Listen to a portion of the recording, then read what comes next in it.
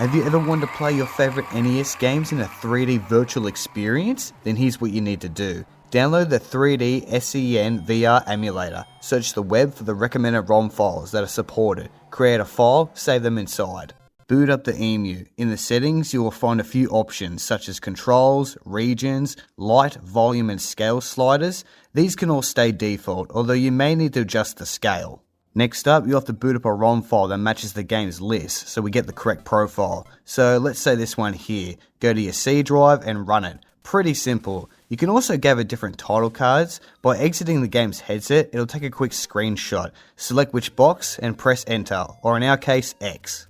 The EMU will then boot up your 8-bit ROM and transforms the 2D pixels and sprites into 3D voxel dioramas, and it's a really cool effect. Definitely makes for a unique experience, sharp visuals and extremely detailed. Seriously, check out this Zelda 2 area. Everything is in 3D and pops out. It looks fantastic. Also, this is what it looks like in full stereoscopic. Good old VR chat.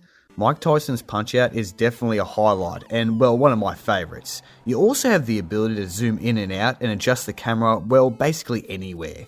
There's also profiles for all the Mario Bros, and number 3, apart from being one of the greatest video games of all time, it looks fantastic in that the map, it spins like a board game, and the gameplay, just like the other ones, it comes alive. There's also motion support for Wild Gunman, Duck Hunt, and Hogan's Alley, which is great.